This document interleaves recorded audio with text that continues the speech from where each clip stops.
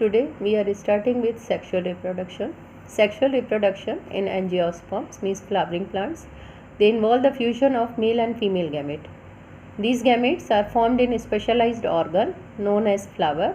Its study already we have done in starting of this chapter. Pre-fertilization changes. These changes takes place in male and female gametes as follows. Male gametes, stamen, microsporangia and pollen grain. Female gamete, pistil, megasporangium and embryo sac. We will start with stamen, microsporangium and pollen grain. A typical stamen is divided into three parts: anther, connective and filament. Anther, a typical angiosperm anther is bilobed, each lobe having two theca, that is, they are known as dithecous, means two membranes. The anther is four-sided, means tetragonal. It consists of four microsporangia located at the corner. Connective. It is the part which connects anther and filament. Filament. The long and slender stalk is called the filament. The proximal end of filament is attached to the thalamus and the petal of the flower. The microsporangia develop further and become pollen sac. Structure of microsporangium. In TS, a typical microsporangium appears near circular in outline.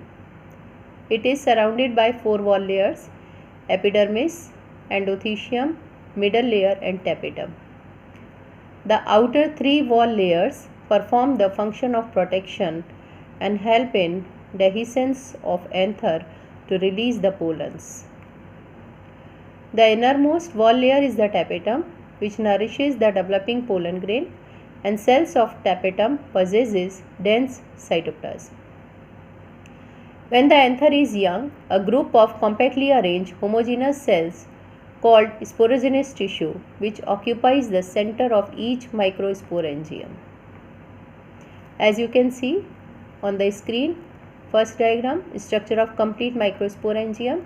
This is TS. Now we will compare structures: epidermis, endothecium, tapetum, middle layer and microspore mother cell.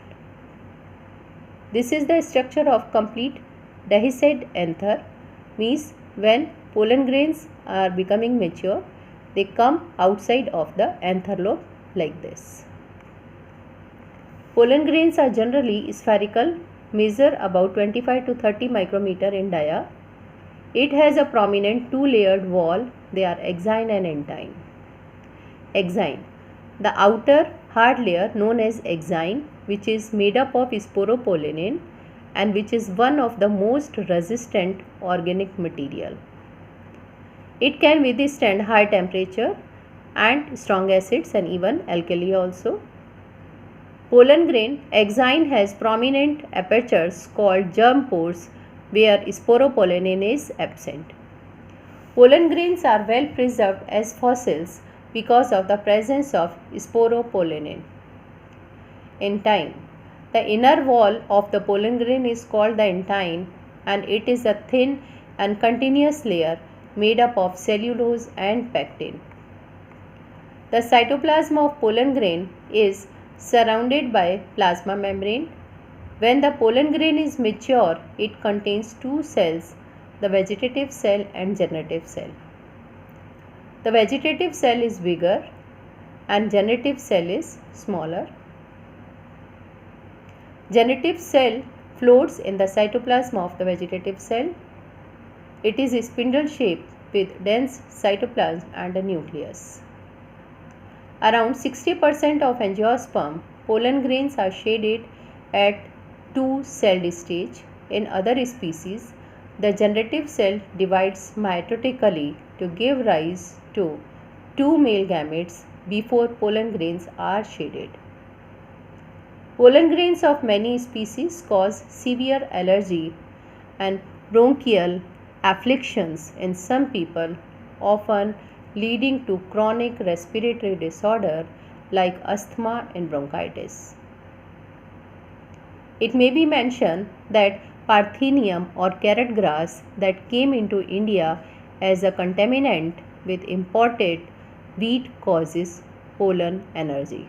Today whatever I have taught you, its PDF I am sending you. Thank you.